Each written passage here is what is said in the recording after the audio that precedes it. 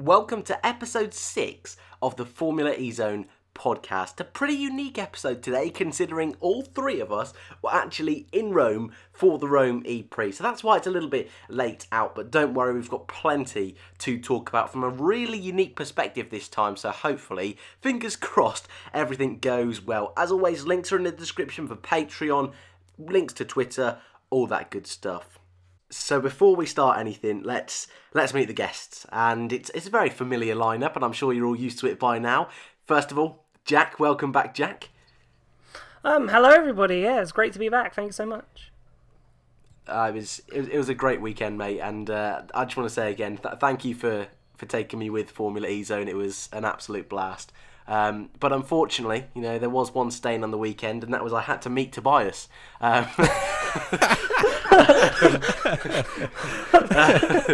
Welcome back, Tobias. Thanks for having me. To be fair, it's normally me that's getting the hate from Dan, so it's a nice change of pace. Well, yeah. I thought I better mix it up a bit. Yeah. You took me to the race, Jack, so I've got to change it a little bit, haven't I? But yes, obviously today we're going to be talking about the Rome Prix. And before we get into any of the juicy details, before we get into qualifying, two new drivers returning to the grid this weekend. We had Maxi Gunther and Alex Lynn. We didn't really discuss this in the pre-sort of chat, but Alex Lynn, PK out.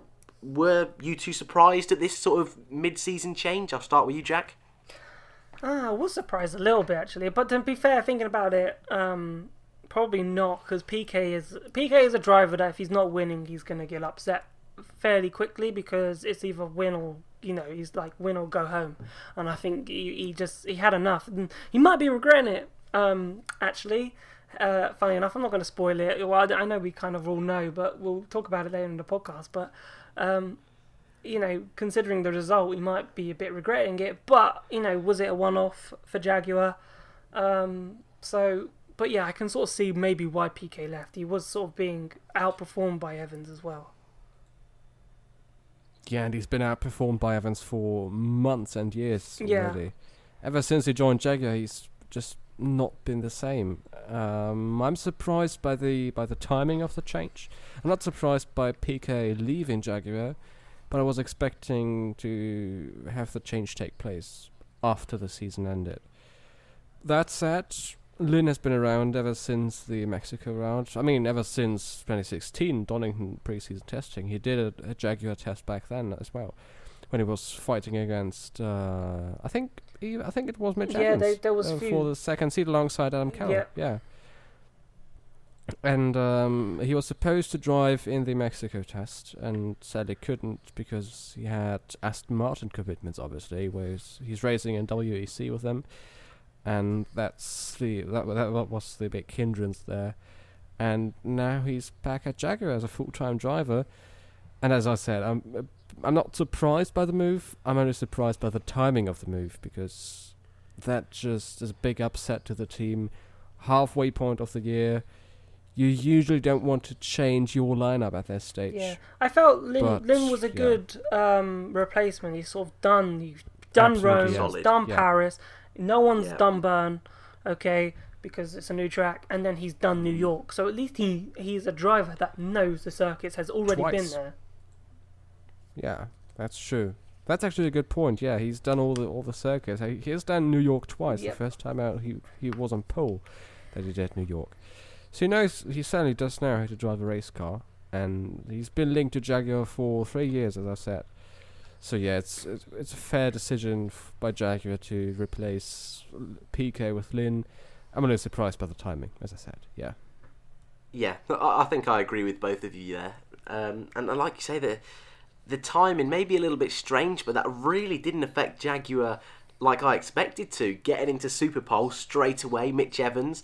A real surprise, that one. I know I was speaking to you, Jack, at the beginning of the weekend, and you asked me who I thought was going to be on Superpole, and I, as a joke, said Mitch Evans. I thought, looking at Jag's pace, across the majority of this season, it wasn't looking too great, but then to see him show that turn of pace in qualifying was bizarre. And actually, I think, this is... I'll let you two talk about this in a minute if you want, but this is just how qualifying is, isn't it? If you're in that Group 2, Group 3, you're going to be favoured for that Super Pole, and changing conditions as well was a nice added touch, a nice bit of spice into qualifying, which I quite enjoyed as well. But we also saw the 2 Dragon cars in the Super Pole. That was very strange to see. They haven't been on the podium this season. Vandoorne in that HWA car that had been struggling so much.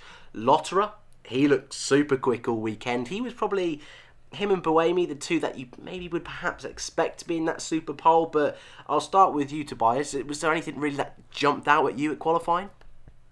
Oh, Dragon, obviously. I mean, the thing about qualifying this time out was that the disadvantage of Group 1 was catalyzed by rain ahead of the group qualifying.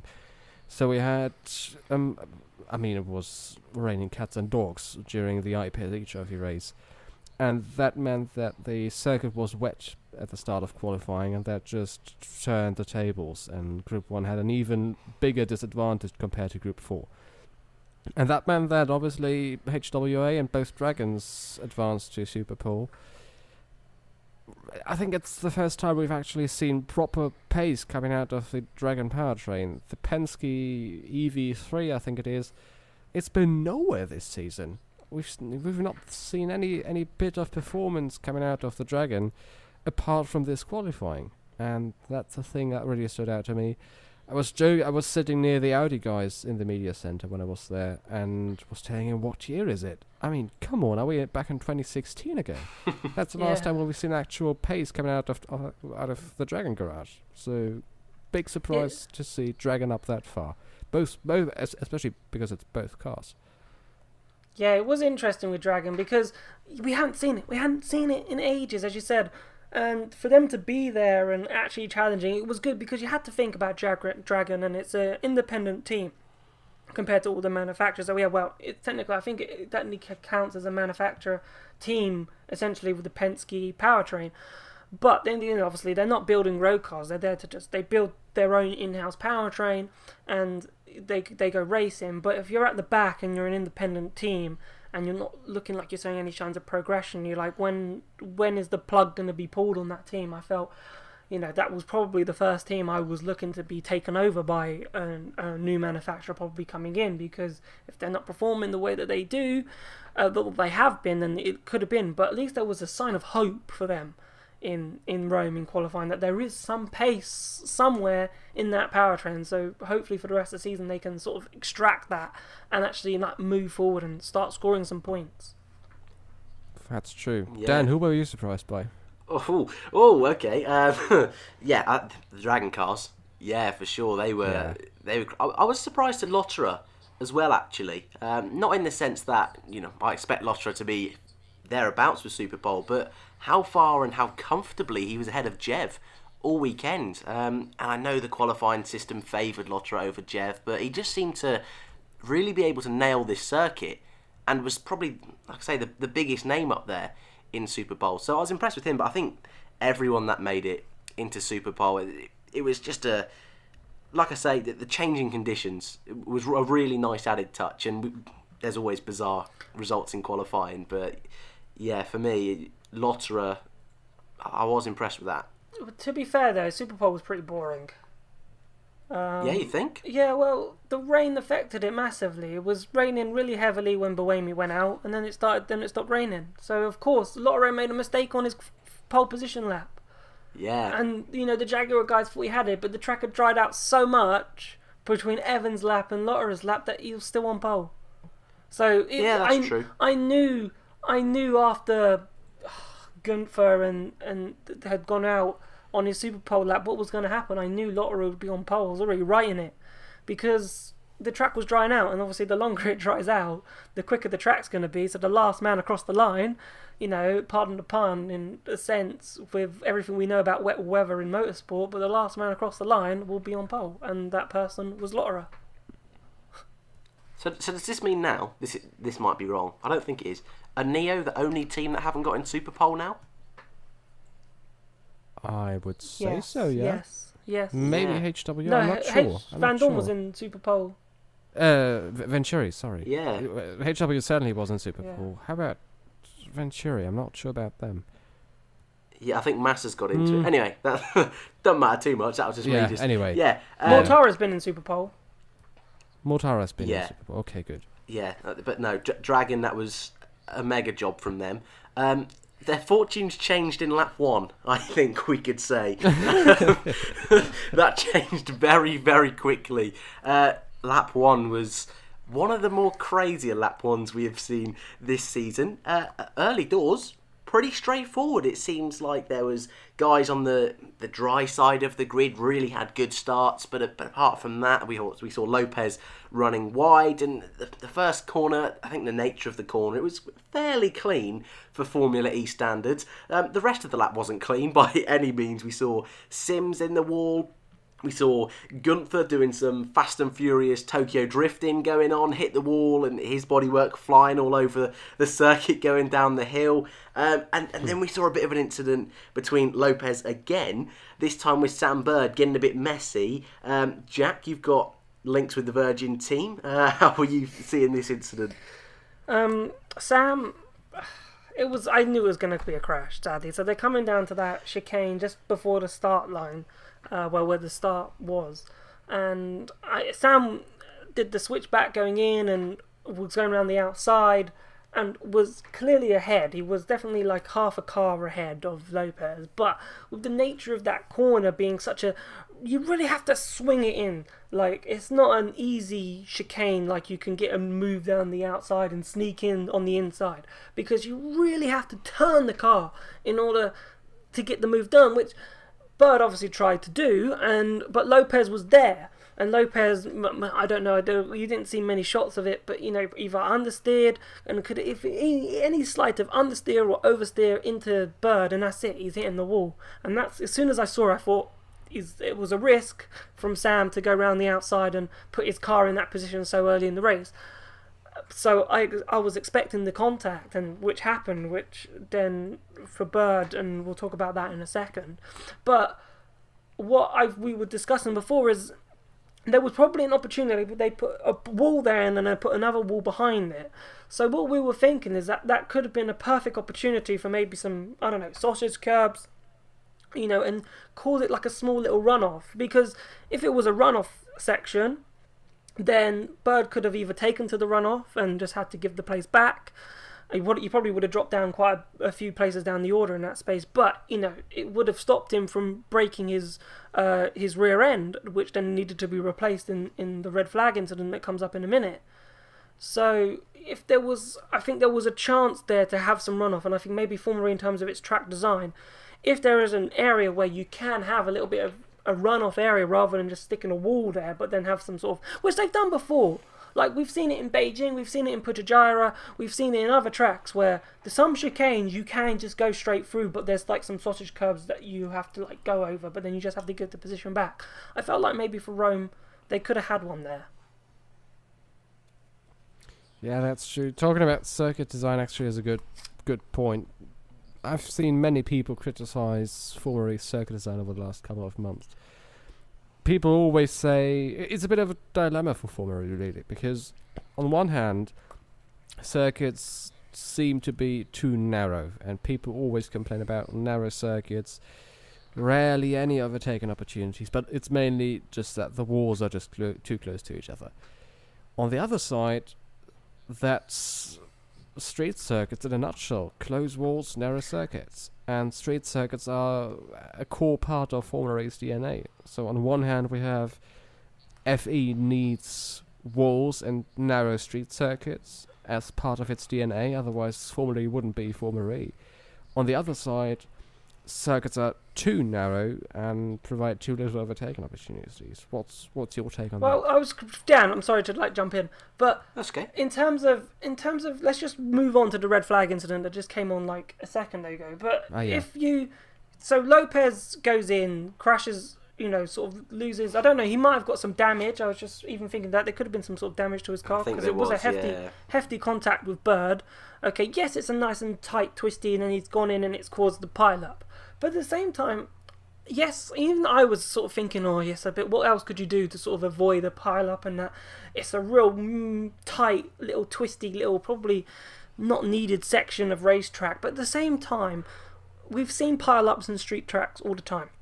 And I was thinking about it. You had Macau, famously, like a couple of years ago, in the GT race, where there was a massive pile-up. But are we going to stop racing at Macau? I don't think so. Okay, Monaco's had its fair share of pile-ups. I remember, I think it was Jules Bianchi or one of the Marussia drives that crashed at Tabac and caused the pile-up like no one could get through. Yeah. So, but that's a street track, so it's in nature. So those things can happen at street tracks. So I don't think you can really blame Formula E too much for a pile-up happening on a street track, because you get that on a street track.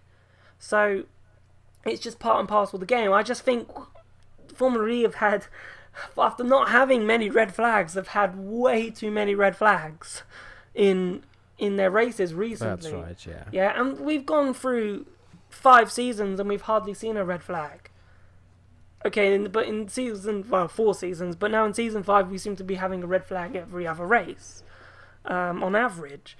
And so we need to stop that. But it's not anything. It's just the risks of what could happen. You know, like the one we had with Sims is like just the car was in the middle track. It was hard to recover. Like the only thing you could possibly do was either have a really slow safety car and get marshals and trucks on and have it as a safety car, or stop the race and just wait and clear it. Don't lose any time. I think maybe Formula E are using the time as precious, so they're not wasting. Instead of throwing a safety car and wasting 10 minutes behind a safety car, because the race is only 45 minutes long. So if we waste 10 minutes behind a safety car, going really slowly, okay, everyone's energy is fine, and we've recovered the car. We've lost 10 minutes of racing. Everyone's energy is that perfect. They can race flat out, which means we get no overtaking and no point of anything else. So maybe they're just throwing the red flag in a sense to make sure those races don't come into like a procession in a sense. What do you think, boys? I agree. And in terms of the circuit layout as well, on a different side of things, I know this weekend overtaking was quite a big topic, but you think of circuits like Mexico, which isn't a street circuit, it's a purpose-built circuit. Look how difficult that was for drivers to overtake. It was almost impossible around that circuit, so it's a difficult one they're in.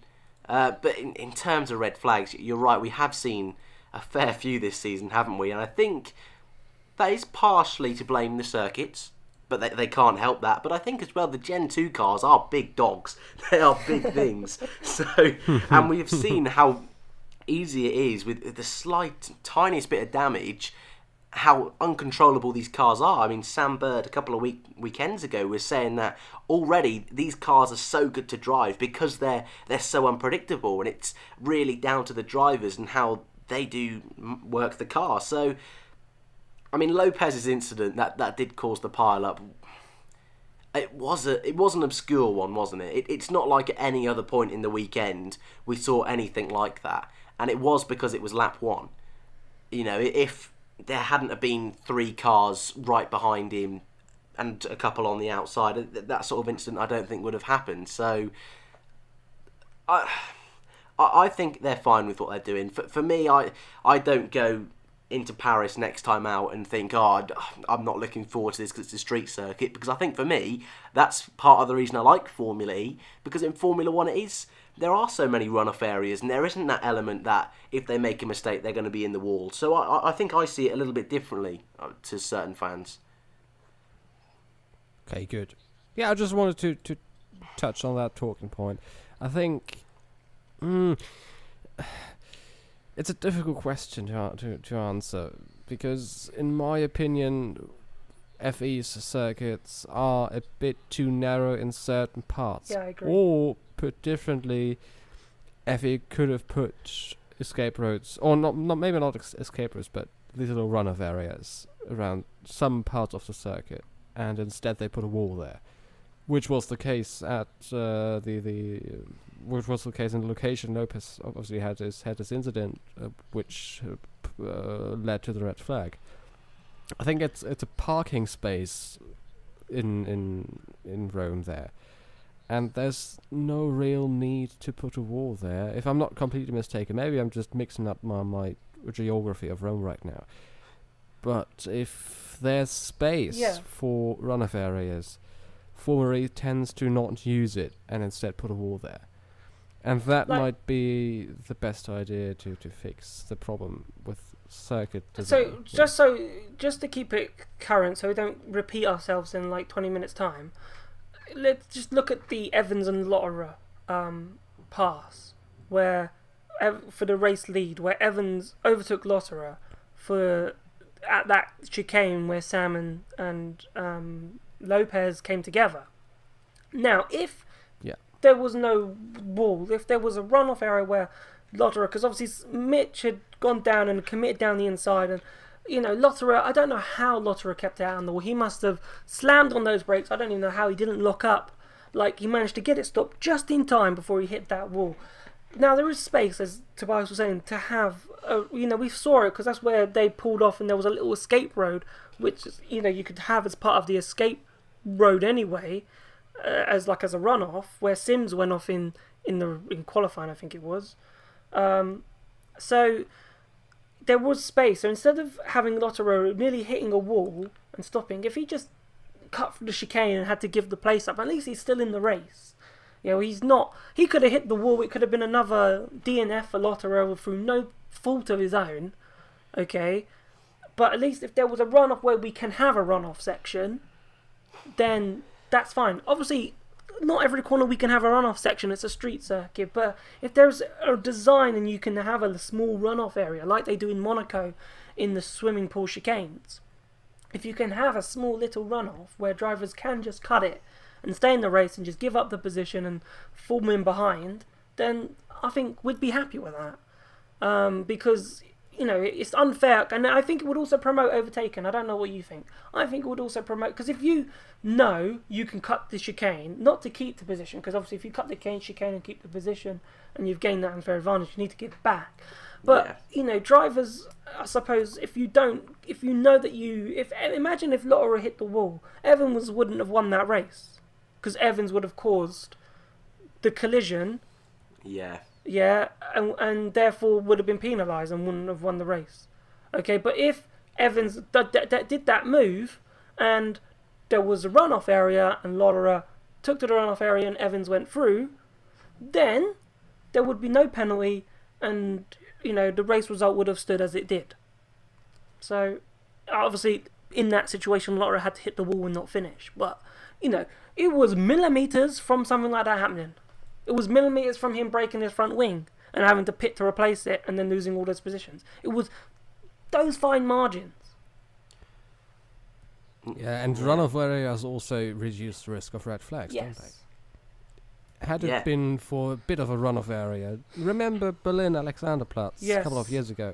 There was a chicane. I think it even was turns 2 and 3. The Bill the Bollard. This little chicane with Bob the Bollard, Yeah, Bob, not Bill. And Bob the Bollard. I actually opened a Facebook page. Yes, I remember. And a Twitter page. Those were the days, Jack. Yes. Oh, God. Back in the day. Anyway. I think I still follow it. I still have the accounts to the Twitter account, actually.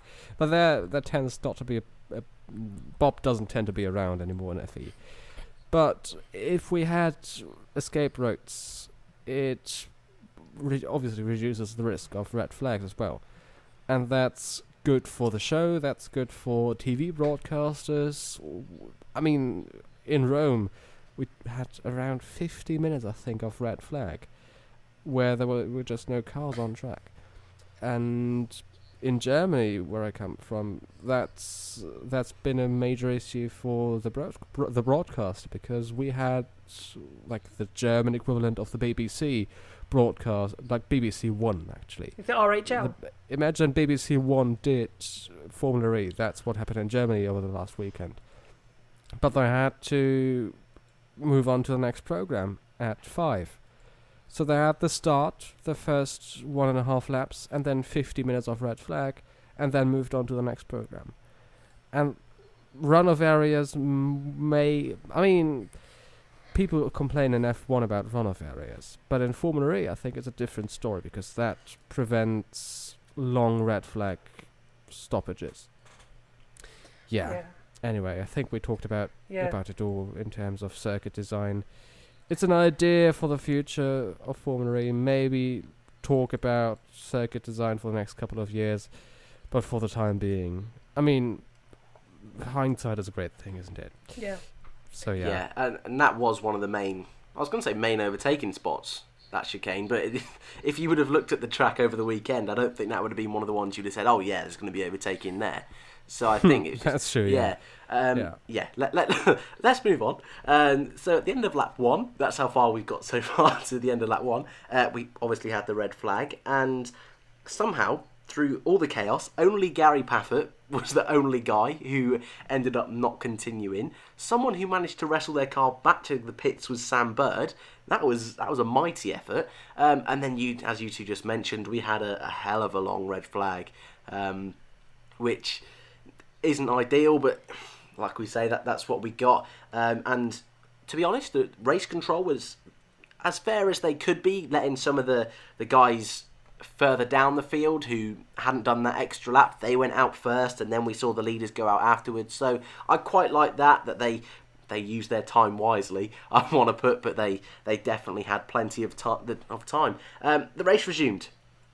The focus was fully on that front fight between Andre Lotterer, Mitch Evans, and the almost chess game they were playing with the tack mode. Behind them was Stoffel Vandoorne, somehow, in a car which every time he's qualified highly this season has just gone backwards and backwards in the race.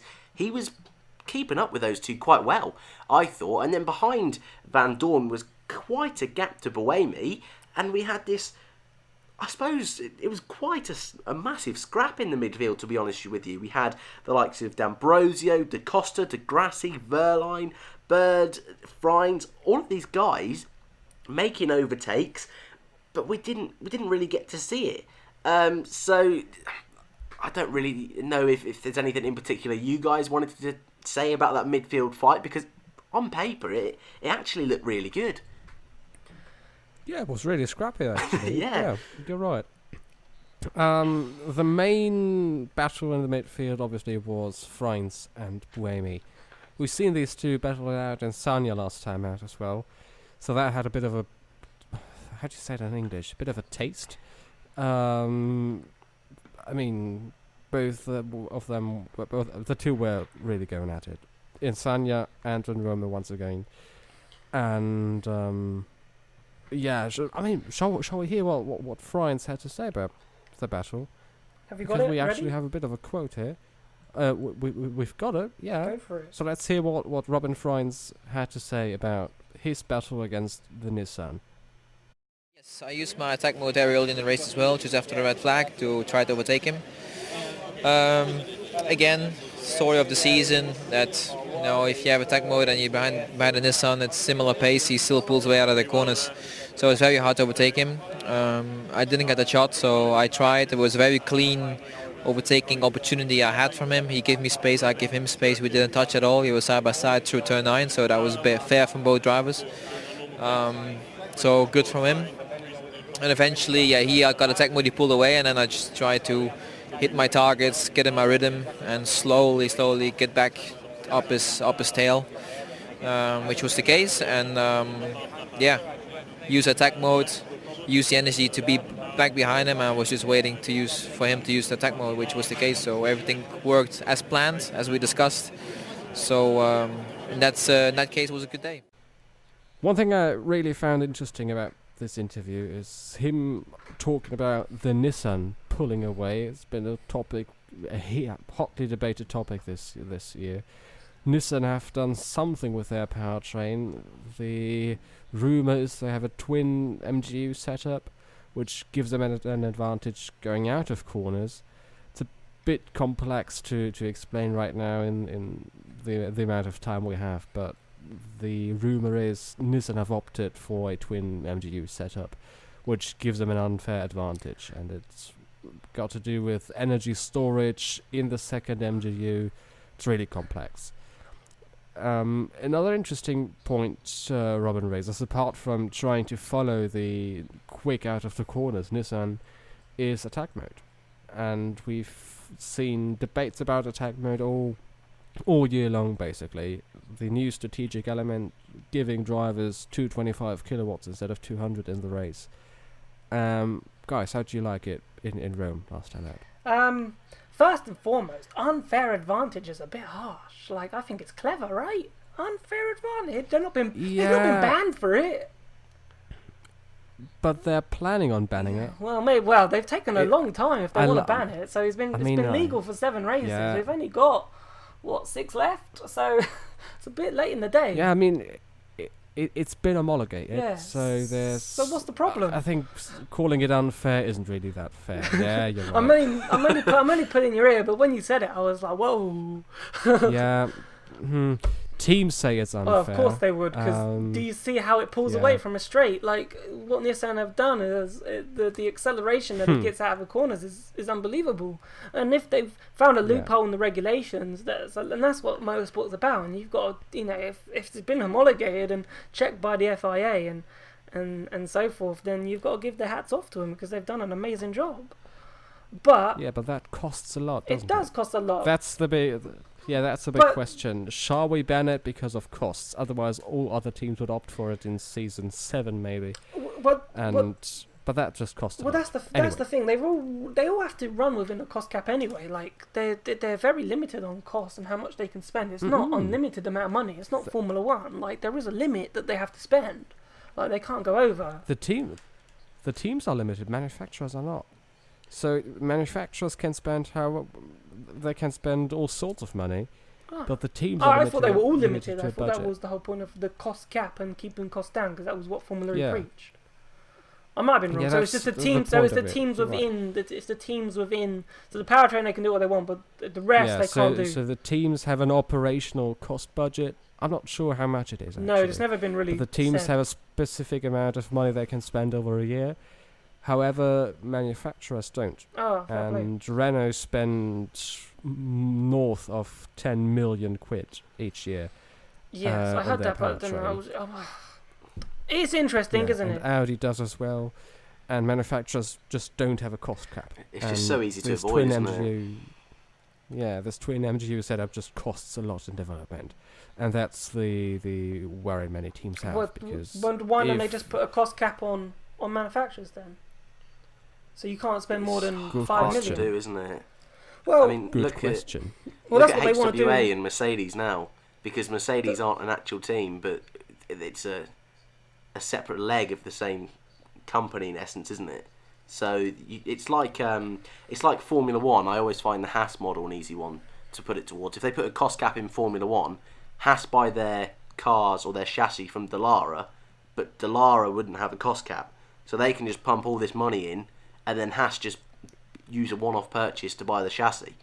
So I think it's that kind of idea that they can't regulate every single company with the cost cap. Another debate, right? But yeah, a fun one. But yeah, well, the thing is, like, Formula E have always been, they've always practiced what they preach. They've always wanted to keep costs down. That's why cars were identical in the first season. That's why in the second season they could only change, like, the inverters and hardly, like, and the stuff on the rear suspension. Like, you couldn't really do much. And there's all been this focus on software. It's homologated at the beginning of the season, so you can't do anything during the season. I think that's probably where the cost cap comes into effect. So it stops them from spending money during the season to fix problems that they may have done, because it's too late to be homologated. But I felt like, well, maybe there should be some sort of cost cap for the manufacturers, and I didn't realise. I thought it was the whole team, so I thought that included the manufacturers. So I obviously read that bit of the regulation a bit wrong. But thank you for clarifying, because I thought there was a cost cap for the whole thing.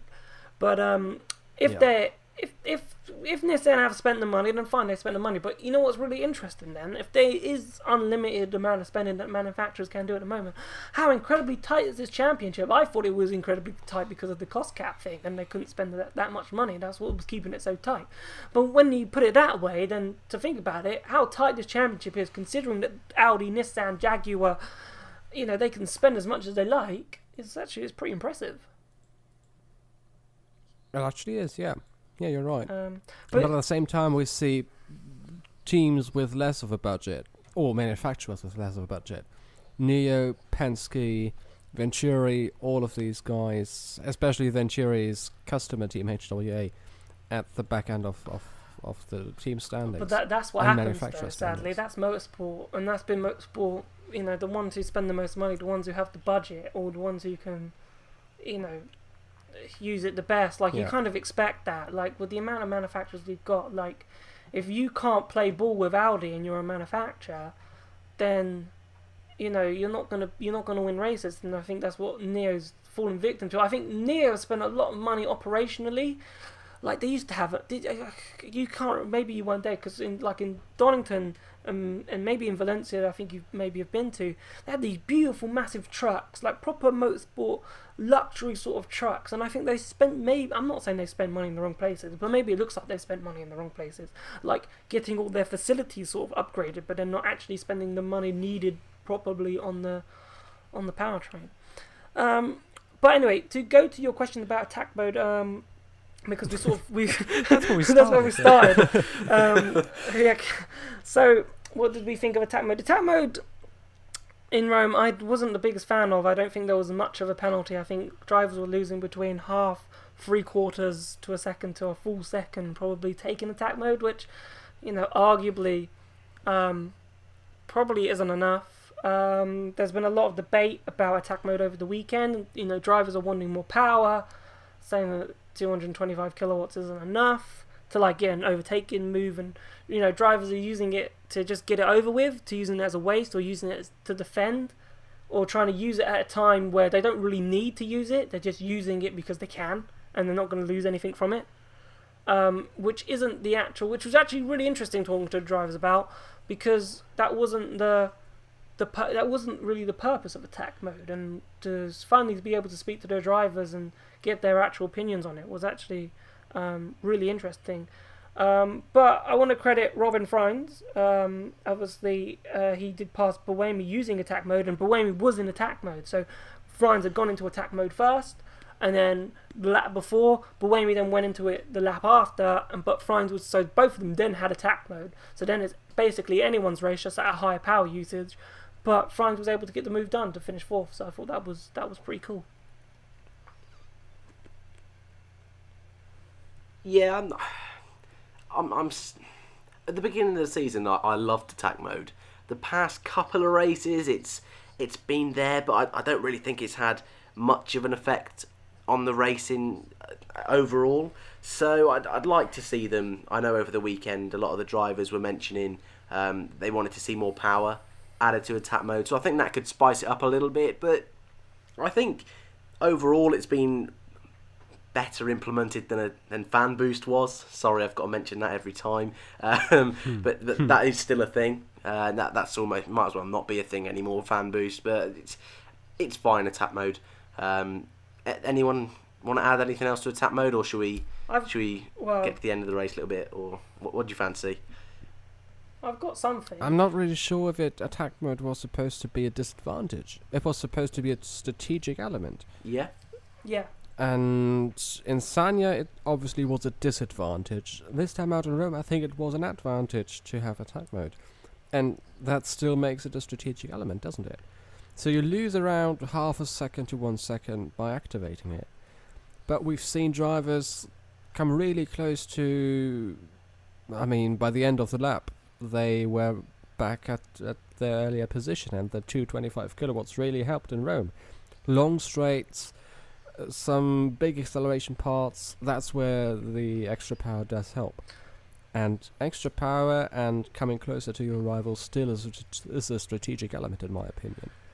So yeah, true. I don't think it was supposed to be a disadvantage, just a strategic element. And I think attack mode once again delivered in terms of being a strategic element.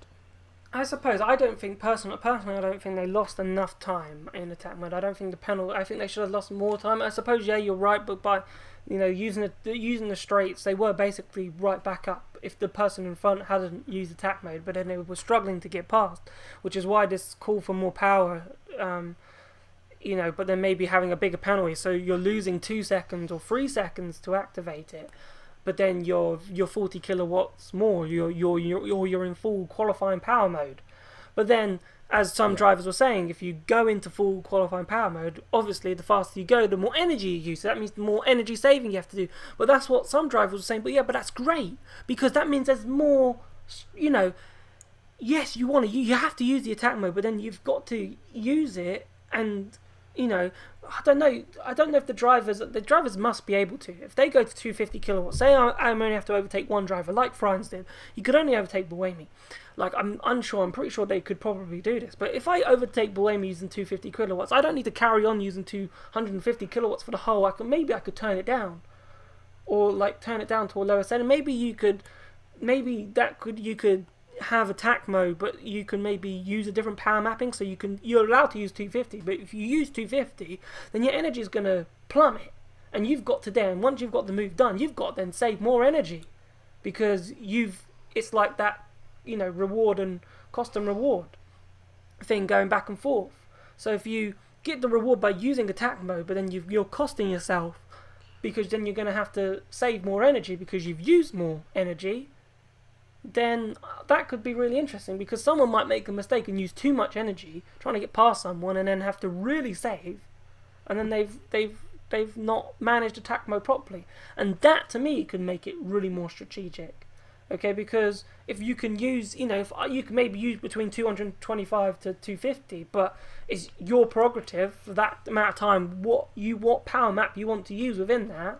So if you use more, then you have to save more. I think that's brilliant. I think that's maybe what they could do. I don't know.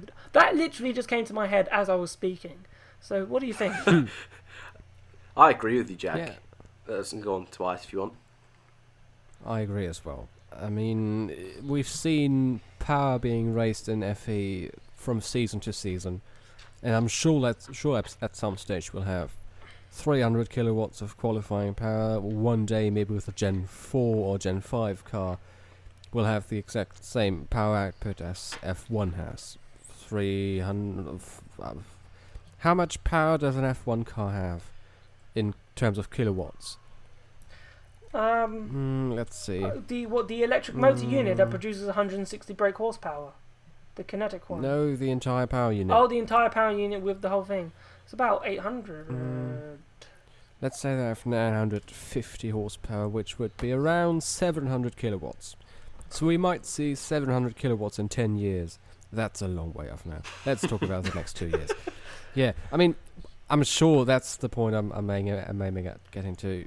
We will see more power in qualifying, maybe as soon as next year or the year after, and that gives the possibility to adapt attack mode as well. And I agree, that's a good idea for the show and for the drivers, with more energy having to be saved, but at the same time being able to use more energy. That's a good idea for the future of attack mode. Formula E, we're just here. We're just saying, we're here. We have great ideas. Yeah, all you need is just a little check, and we can help you out. So, but the only one thing I want to say before we go is just we've had the same. Please spice it up as well. Like 2 attack modes for 4 minutes every single race. Like, what's the point in announcing it half an hour before or 45 minutes before the race starts if it's the same every race? They have to arm it. They have to arm it twice. So this was another thing that I thought of. So instead of arming it twice, well, you have to arm it twice, but you can maybe have 3 activations. Maybe you can use it 3 times, but you don't have to use it 3 times. You have to use it twice, but there's a 3rd time that you can use it, but the minutes are short. So instead of using it for 4 minutes, you've got 2-minute intervals of using attack mode. But you have one whether you can choose if you want to use an extra one or not. So just spice it up, because it's the same. It's not supposed to be the same every race weekend. That was part of the pitch about attack mode. It was going to be different at every race weekend, but it hasn't. Yeah, but I mean, they have the option to use it 5 times during I think the race. they have to arm it maybe 5 times. I think what that is you're allowed to arm That's it. true, yeah.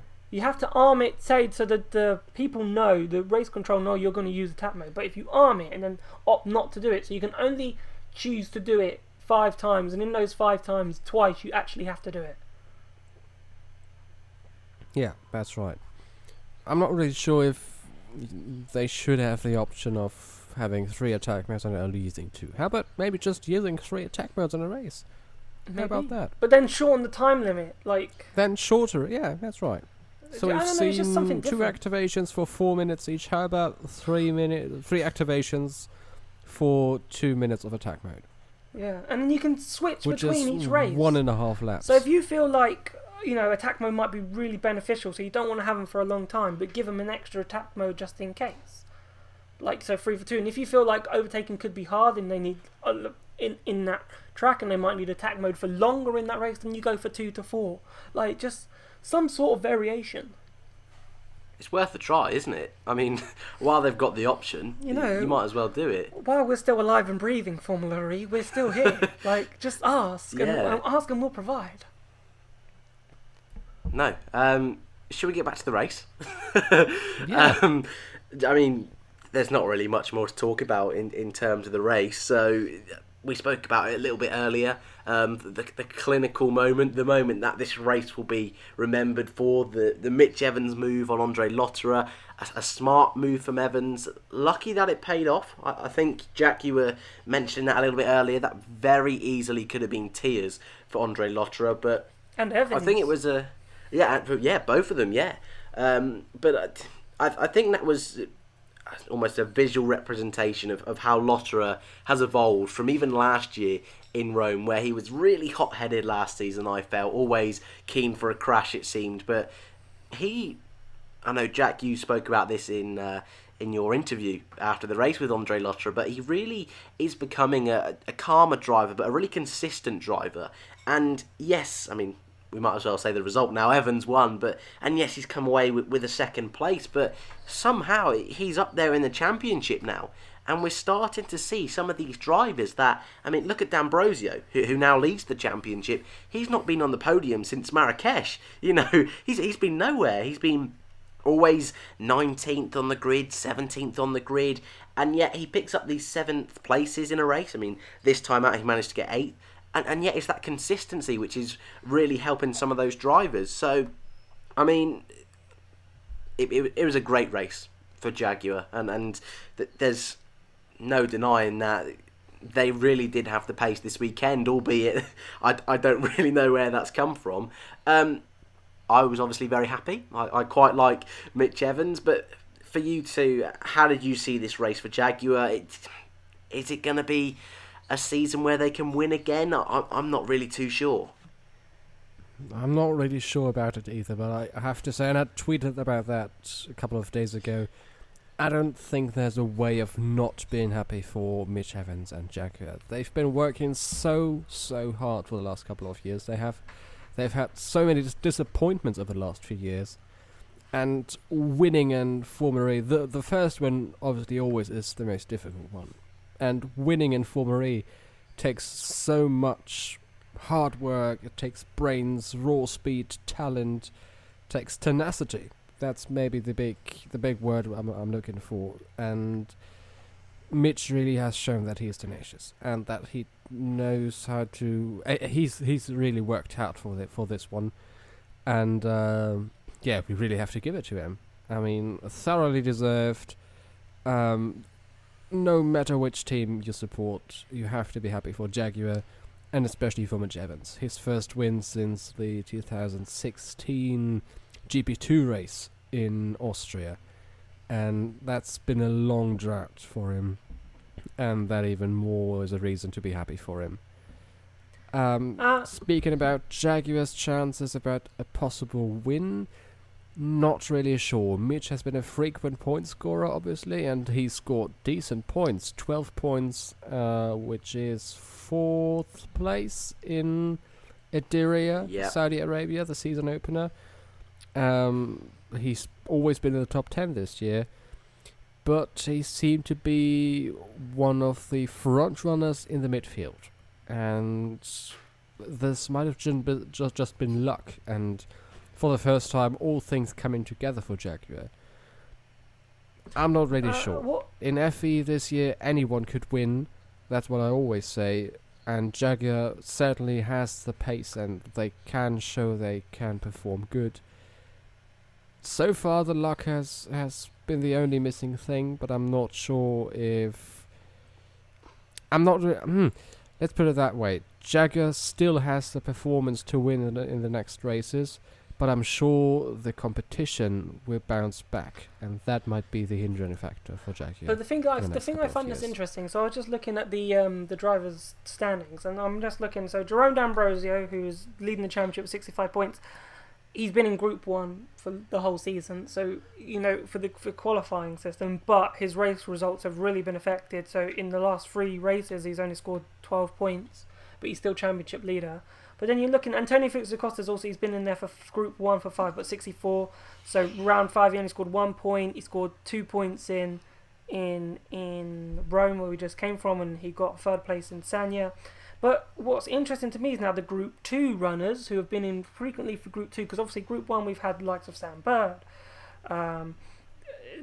De Costa, the Buemi, they're starting to fall down the order now going into these Group 2s, and the people that were in Group 2 and Group 3 are beginning to become higher up in the championship, because now we've got Group 3 is looking crazy. You've got Andre Lotterer, who's been in Group 2 and Group 3, who's now 3rd in the championship. Mitch Evans, who's been in Group 3 and Group 2, who's now 4th in the championship. Lucas Di Grassi, who hasn't always been in Group 1, he's been mainly Group 2, he's now 5th. Robin Friends is 6th. So you've had Sam Bird, who was our championship leader for ages, is down in 8th place. You've got reigning champion John-Eric Verne down in 7th. Yes, you could say there are 11 points separating Sam Bird from Jerome D'Ambrosio, at the top of the standings. But that's where, in my opinion, in terms of the qualifying system, where it's slightly flawed, is that those that were at the top of the championship for so long are now flowing down the table. Now, this is what Sam was saying. Now he's in Group 2. This is his chance to then go back to try and reclaim some ground in the championship and start qualifying high. Because look at Sam's results since round 4. He was top of the championship at this stage, round 4, and he scored 2 points. Then in round 5, he got 9, nothing in round 6, and nothing in round 7. But Sam Bird, looked like a proper championship protagonist, but is falling along the wayside just because of these bad qualifying performances, by being in Group 1. So it's really interesting. And Lopez punting off. Yeah, but obviously what happens is if you have a bad qualifying result, especially in street circuits, you are far more likely to be in a midfield collision. It's just fact. Right. You put yourself at risk, and that's what I don't like about this qualifying system, is that those championship protagonists who were there early on are now being penalised in a sense, and finding themselves in a position where they're losing out in the championship race because they're having to fight through the midfield, and fighting through the midfield, as we've seen in Formula E, ain't easy. These drivers are fantastic drivers. They're not going to let you go past easily, considering how close these cars are. And are now losing out in the championship, and now have to regain and see if they can now regain. And I don't think a championship should be artificially doing this to create a really close championship. I feel like it's a bit wrong. But but when looking at the table, obviously it's incredibly tight. But I think the way we're getting there is a bit wrong. I agree with you, and the stat that, which we all know now, 7 races, 7 different drivers, 7 different teams. You look at, like you say, Jack, Group 2 and Group 3. Looking at Group 3 now, you've got Pascal Wehrlein, Ollie Rowland, Buemi, Vandoorne and Sims. 4 drivers, haven't won. Very easily, we go into Paris, and I think they're going to be, especially Wehrlein, Rowland and Buemi, I think they're your favourites going into that race. And like you said, because of the qualifying system, it's going to help those guys out so much. They've got quick cars, especially Nissan. I think they're the big outlier that haven't won a race this season. So really the only guy that I'm thinking of that has been able to sort of somehow cheat the system is Andre Lotterer. And I don't really know how he's been able to do that, get so high up in the championship without getting that win. But even he's going to be sort of stuck now as well, isn't he? So are you two feeling the same, that it's next time is going to be sort of Nissan, Wehrlein, those sort of guys that are going to be in for the hunt? Well, you never know what will happen. No. It might rain in Paris, and then we have the tables turned once again. Yeah. In theory, yes, groups 3 and 4, I don't even think that the disadvantage of being in... so the difference between groups 3 and 4, I don't think it's that big in comparison to the difference between groups 1 and 2. So group 1 obviously has the worst conditions, in theory, of all. But afterwards, they've cleaned the circuit, and then it's smooth sailing for groups 2 to 4. And of course, there's difference between qualifying 2 and qualifying 4, but the difference isn't as big as it is in comparison to groups 1 and 2. So, in theory, yes, group 1 has the worst conditions, but afterwards, in my opinion, anyone coming out of groups 2 to 4 could be in the Super Bowl shootout for Paris. Yeah, we'll see. I agree. Paris has a lot of trees standing around the circuit. There'll be lots of debris on the track, leaves falling, dust settling between FP2 and qualifying. It'll be important to be in Super Bowl, obviously, and it'll be important to be in one of those last 3 groups in Paris, more than it has been in the last 3 races. Yeah. But I'm not sure if it's that much of an advantage of being in Group 3 compared to being in Group 2. It's interesting, because obviously some people in Group 1 have gone into Super Pole, and that's the argument. Well, sometimes it happens, but it shouldn't just be sometimes, should it? If these are your best drivers, and these drivers are fighting to show that they're the best, but if you're hampering them and stopping them from being the best drivers out there and stopping the manufacturers who are spending the millions that we're talking about, but if they can't qualify at the front of the grid because when they go out on the track, it's not as good as when someone else goes out on the track, then it's just, I don't know. For me, it's just a little bit. It's a little bit artificial. It's a little bit just... But it's good for the show! That's what you hear. And even the drivers, this is what was annoying me. And I suppose, they were speaking through gritted teeth in the interviews. They were like, yeah, I don't like it, but it's good for the show. Like, everyone seems to love it. Yay, it's good because everyone loves it. But I don't love it. Because, I don't know, I'm a motor racing fan and I'm used to normal qualifying systems, showing me who's the fastest driver on that day. I don't think Formula E does that. Like, I agree that the group system is probably the best way to go, because obviously you can't have 20 cars out on track in like a group session, like in a knockout Formula 1 session, because the amount of blocking that will go on will be, especially in tracks that are like less than a minute, like Mexico.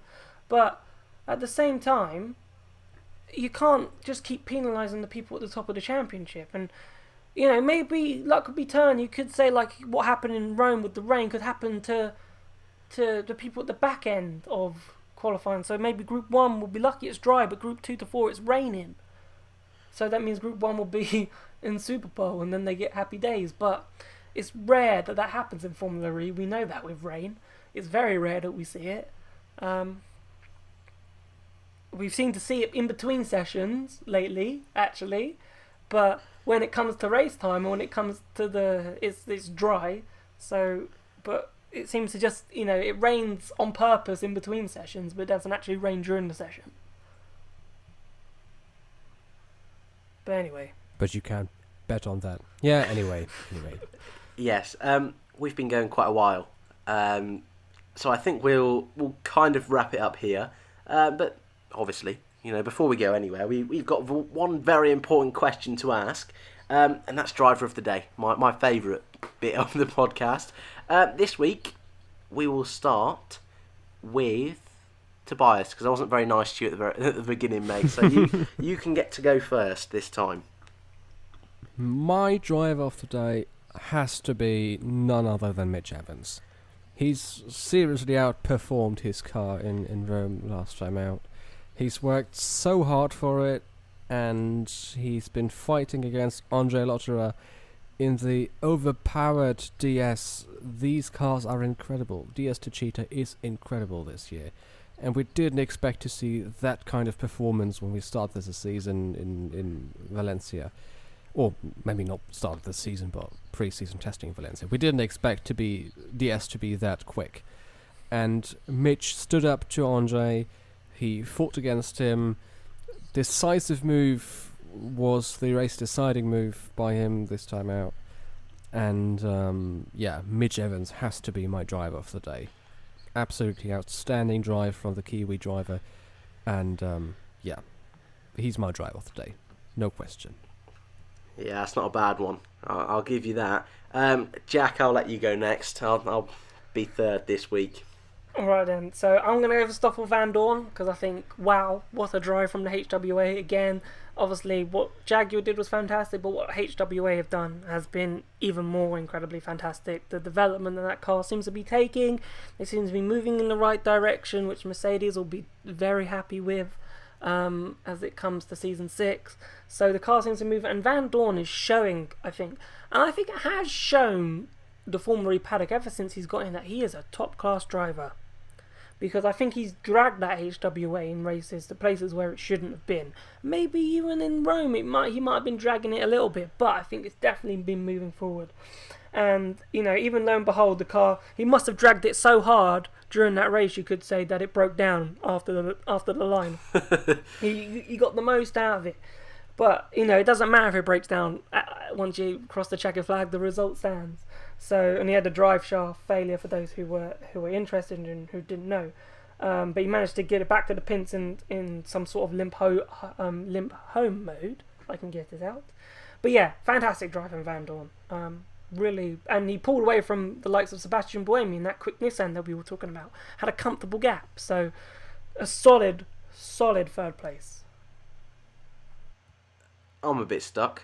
Those two are the favourites, and Vandoorne we haven't really spoke a lot about today, but yeah, he had a really impressive race. But with the drivers I've got left, again we didn't see much in terms of on the TV from some of those guys in the midfield. But once again, for me, Jerome D'Ambrosio coming into this season, I don't think anyone would have expected him to be anywhere near the championship. But once again, starting P19, getting all the way up to 8th place, did a brilliant switchback move on both Da Costa and Verne, I think it was, in one go. He was really racy in that midfield, and for me, I've not really shown him a lot of love this season, but once again today, proving that consistency, and yeah, really showing that he could really be in serious contention for this championship.